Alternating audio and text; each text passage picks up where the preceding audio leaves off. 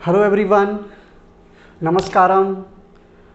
बहुत दिन के बाद आज स्क्रीन के सामने हम आए हैं और अब उम्मीद ये है कि हर कुछ दिन में, मेरे ख्याल से करीब करीब हर 4 दिन में 5 दिन में हम आपके लिए एक बेहतर टॉपिक लेकर के ही आएंगे, ऐसा संकल्प लिए हैं। देखते हैं हो पाएगा कि नहीं हो पाएगा, लेकिन हाँ, पूरी कोशिश रहेगी कि अब हम लेकर के आएंगे ही आएंगे। तो आज का टॉपिक क्या है? सबसे पहले आज का जो मुद्दा है, मुद्दा एक्सप्लेन करने से पहले, आपको मालूम चले इससे पहले कि मुद्दा है क्या आज का टॉपिक किसके लिए है, ये जानना थोड़ा ज़रूरी है। जान लेते हैं। आज का टॉपिक उन सभी के लिए है जो 6 में है, 7 में है, 8 में है, 9 में है, 10 में है, 11 में है, 12th में है। साथ ही साथ अगर वो किसी कंपटीशन का प्रिपरेशन कर रहे हैं, किसी भी कंपटीशन की तैयारी कर रहे हैं, प्रतियोगी परीक्षाओं की अगर तैयारी कर रहे हैं, तो उन सभी के लिए है, सभी के लिए है। यहाँ तक कि कुछ पेरेंट्स भी आज का वीडियो देख सकते हैं, ताकि कुछ मेरी कुछ बातें हैं जो उनके साथ हम साझा कर सकें, उनके साथ शेयर कर सकें। खासकर ये जो वीडियो होगी, खासकर ये यहाँ तक के लिए होगी, मतलब कि क्लास 6 के लिए, 7, 8, 9, 10 अगर पेरेंट्स इस वीडियो को देख रहे हैं और उनके घर का कोई बच्चे हैं जो कि 6 में पढ़ता है या पढ़ती है, 7, 8, 9, 10, 11, 12 किसी भी क्लासेस में है, तो ये वीडियो उनके लिए बहुत ही इम्पॉर्टेंट है, बहुत ही महत्वपूर्ण है। आगे समझ में आएगा कि क्यों महत्वपूर्ण है, क्यों इम्पॉर्टेंट है। चलिए तो शुरू करते हैं। ज़्यादा वीडियो लंबा ना हो, इसकी भरपूर कोशिश करेंगे और कम समय में आपको मुख्य बातों से हम अवगत करा पाएँ, मेन इंपॉर्टेंट से आपको इंटरेक्ट करा पाएँ, इसकी कोशिश करेंगे। तो ये आज का कोर टॉपिक क्या है, आज का मुद्दा क्या है? आज का जो मुद्दा है वो बेसिकली ये है कि how to read NCERT, how to read NCERT. विडंबना कुछ गड़बड़ है, विडंबना कुछ दुर्भाग्य भी कह सकते हैं, कुछ विडंबना अलग है कि बहुत सारे स्टूडेंट को एनसीईआरटी मालूम ही नहीं है कि एनसीईआरटी होती क्या है, मालूम ही नहीं है। बस वो 7th में पढ़ते हैं, हाँ 7th क्लास का ये किताब है, इतना उनको मालूम है। कहाँ से मिला है? या तो किसी किताब की दुकान से मिला है या फिर स्कूल से मिला है। इतना उनको मालूम होता है कि हाँ हम 8वीं कक्षा का स्टूडेंट हैं, हम 8th क्लास का स्टूडेंट हैं और मेरे पास 8th क्लास का बुक अवेलेबल है मेरे पास। लेकिन आज जो हम आपको बेसिकली समझाने की कोशिश करेंगे कि एनसीईआरटी है क्या। एनसीईआरटी बोलने का मतलब ये हुआ एक सरकारी किताब। सीधा सीधा अगर बात करें तो एनसीईआरटी का मतलब होता है सरकारी किताब, गवर्नमेंट बुक। गवर्नमेंट यानी अगर आप ज्योग्राफी जानेंगे, भूगोल जानेंगे, तो भूगोल में भारत आ गया, नदियाँ आ गई, पहाड़ आ गया, भौगोलिक स्थिति आ गई, ज्योग्राफिकल जो कंडीशंस है, ये सब जो आंकड़े होंगे, जो डाटा होगा, वो डाटा आपको फैक्ट कौन देगा? तो फैक्ट देगा एनसीईआरटी। जो भी अलग किताबें हैं वो सारी किताबें कहीं ना कहीं एनसीईआरटी से आंकड़ा उठाती है, या यूं कहें तो एनसीईआरटी की मदद से वो आपको अलग से नॉलेज देती है। एनसीईआरटी है क्या? एनसीईआरटी एक सरकारी बुक है। दूसरी तरफ अगर बात करें तो एनसीईआरटी आपका फाउंडेशन तैयार करती है। फाउंडेशन मतलब आपका बेस। अब आप सोच कर देखिए, अगर आपका बेस मजबूत ना हो तो उस पर बिल्डिंग कैसे खड़ा करेंगे? आप कुछ भी करना चाहें, आप आईआईटी करना चाहें, आप चार्टर्ड अकाउंटेंट बनना चाहें, आप बड़े होकर भारत की सबसे प्रतिष्ठित एग्जाम सिविल सर्विस क्रैक करना चाहें, यूपीएससी क्रैक करना चाहें, आईएएस बनना चाहें, कुछ भी करना चाहें, लेकिन सवाल ये उठता है कि आपका फाउंडेशन कितना मजबूत है, आपका बेस कितना मजबूत है। अगर बेस मजबूत नहीं हो तो आप भी समझ सकते हैं, इसमें बहुत बड़ी रॉकेट साइंस नहीं है कि बेस अगर मजबूत ना हो तो उस पर बिल्डिंग खड़ा करना पॉसिबल नहीं है। करना तो पड़ेगा ही, भले ही आप क्लास 6 में कर लें, 7 में कर लें, 8 में कर लें, 9 में कर लें, या 12th करने के बाद फिर से एक बार 6, 7, 8 पढ़ लें। करना तो पड़ेगा ही, क्योंकि बिना फाउंडेशन का एडवांस होता नहीं है और हो भी नहीं सकता है और होना भी नहीं चाहिए। तो एनसीईआरटी जो किताबें चलती हैं, basically national council education research and training, ये जो किताबें चलती हैं बेसिकली एक सरकारी किताब है, गवर्नमेंट की किताब है, जो पूरे भारत में लगभग पूरे भारत में चलती हैं और ये एक फाउंडेशन तैयार करती है।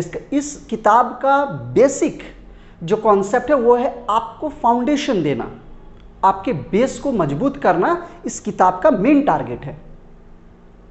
तो अब सवाल ये उठता है कि एनसीईआरटी को पढ़े कैसे। चलिए दूसरी तरफ आते हैं। जहां जरूरत पड़े वहां पर पेन पेपर साथ में रखिए, जहां आपको लगे कि ये इंपॉर्टेंट है नोट कर लीजिए, वीडियो को पॉज कीजिए, आराम से नोट कीजिए और उसके बाद फिर आगे देखिए। अगर आप थक गए हैं सुनते सुनते तो वीडियो को पॉज कीजिए, कहीं घूम कर आइए, थोड़ा पानी पी लीजिए, 2-3 मिनट का ब्रेक ले लीजिए और उसके बाद सुनिए। चलिए आगे बढ़ते हैं। तो अब रहा बात कि ये जो एनसीईआरटी है इसको हम कैसे पढ़ेंगे, इफेक्टिव स्टडी कैसे करेंगे। पढ़ना तो है ही, सभी लोग पढ़ते हैं, पूरे भारत में सभी लोग, हजारों लाखों विद्यार्थी पढ़ ही रहे हैं एनसीईआरटी। क्यों नहीं पढ़ रहे हैं, बिल्कुल पढ़ रहे हैं। स्कूल में पढ़ाया जा रहा है, कोचिंग में पढ़ाया जा रहा है, पढ़ ही रहे हैं। लेकिन सवाल ये उठता है कि इफेक्टिव स्टडी कैसे करें। इफेक्टिव स्टडी कैसे करें, ये एक बड़ा इंपॉर्टेंट चीज है कि इफेक्टिव स्टडी बोलने का मतलब है कि कैसे हम एनसीईआरटी को पढ़ें जिसका प्रभाव मेरे ऊपर पड़े, या जिसका प्रभाव मेरे नॉलेज पर पड़े, या जिसका प्रभाव आने वाले एग्जाम्स पर पड़े और मेरे लिए वो एग्जाम आसान हो जाए। हम उस एग्जाम की बात नहीं कर रहे हैं जिस एग्जाम को आप याद करके बहुत आसानी से निकाल लेते हैं। हम उस एग्जाम की बात कर रहे हैं जहां पर याद करना कोई ऑप्शन ही नहीं है। तो एनसीईआरटी को इफेक्टिव स्टडी कैसे करें, यह एक पहला मुद्दा है जो कि समझना बहुत जरूरी है। जैसे जब आप एनसीईआरटी पढ़ेंगे तो उसमें बहुत सारे वर्ड आपको मिलेंगे, बहुत सारे वर्ड, तो जिसको हम कहते हैं हिंदी में शब्दार्थ, वर्ड। अब हर एक वर्ड का क्या मतलब है उसको तो लगभग आप समझ ही जाएंगे, लेकिन हर एक शब्दार्थ का भावार्थ क्या होगा, भावार्थ, इसको समझना पड़ेगा। ये एनसीईआरटी पढ़ने का सबसे गहरा और सबसे महत्वपूर्ण तरीकों में से एक तरीका है कि जब भी आप एनसीईआरटी पढ़ें, जो वर्ड दिख जाए, किसी का नाम दिख जाए, कोई वर्ड दिख जाए, मान लीजिए कि आप ज्योग्राफी पढ़ रहे हैं या हिस्ट्री पढ़ रहे हैं और हिस्ट्री पढ़ते पढ़ते एक वर्ड दिख गया, या पॉलिटी पढ़ रहे हैं, पॉलिटी पढ़ते पढ़ते एक वर्ड दिख गया, प्रस्तावना, प्रियम्बल। अब भारत की प्रस्तावना आपको दिख गया, हम भारत के लोग। अब ये जो वर्ड दिख रहा है प्रस्तावना, इस वर्ड का भावार्थ, इस वर्ड का कोर, भावार्थ बोलने का मतलब है कोर, आप समझ पाए हैं कि नहीं। इस वर्ड पर आप कम से कम 150 से 200 शब्द लिख सकते हैं कि नहीं, अपनी बातों को बिना रिपीट किए। शब्दार्थ का मतलब होता है कि हां, अगर एक शब्द है, उस शब्द का यह मीनिंग होगा, अधिक से अधिक एक शब्द या 2 शब्द में आप लिख देंगे। लेकिन भावार्थ अगर आप समझ जाएंगे तो आप एक शब्द से एक पैराग्राफ लिख डालेंगे, वो भी बिना अपनी बातों को रिपीट किए। एनसीईआरटी ये आपसे करवाना चाहती है कि वो जो दे रही है, जो शब्द आपको मिल रहे हैं, चाहे वो इतिहास में मिल रहे हैं या साइंस में मिल रहे हैं या आपका पॉलिटी में मिल रहा है या ज्योग्राफी में मिल रहा है, उस शब्दों के भावार्थ को आप समझें, कोर को समझें कि वो क्यों है, उसके आगे पीछे की कहानी को आप समझें।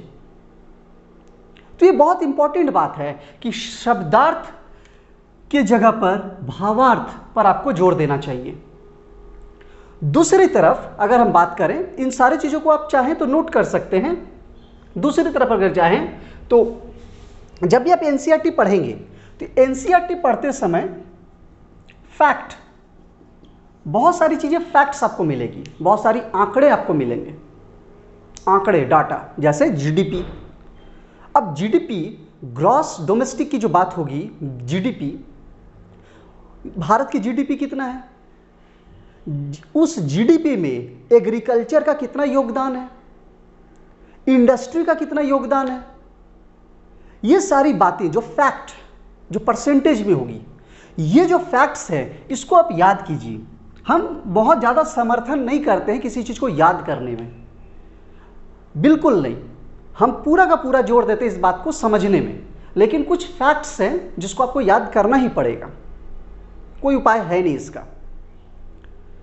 तो कुछ फैक्ट्स, जब भी आप एनसीईआरटी पढ़ें तो फैक्ट्स का ध्यान रखें कि फैक्ट्स, और वो फैक्ट्स को आप नोट कर लें, उस फैक्ट्स को आप रिवाइज कर लें, प्रैक्टिस कर लें।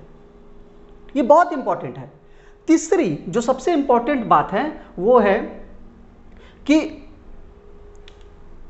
एनसीईआरटी बुक में कोई क्यों दिया गया। जैसे कि मैंने आपको बताया कि एक सरकारी किताब है, तो जब ये गवर्नमेंट की बुक है, गवर्नमेंट के आंकड़े हैं, तो जाहिर है कि वो कुछ चीज़ों पर बहुत ज़्यादा जोर देगी।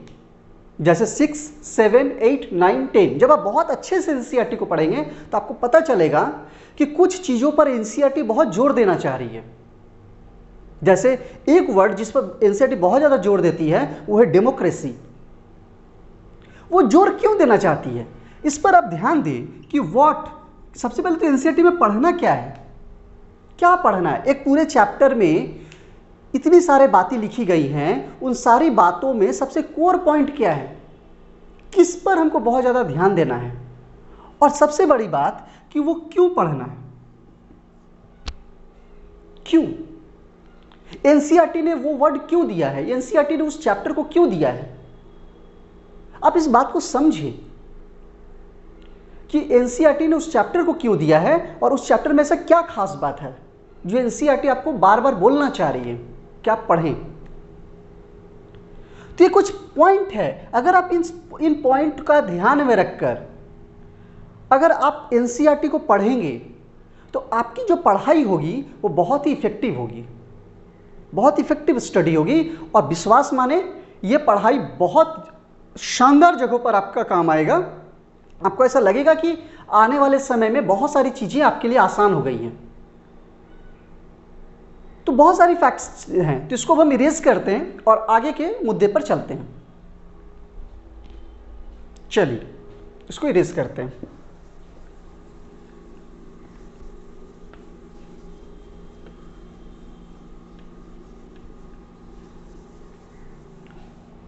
चलिए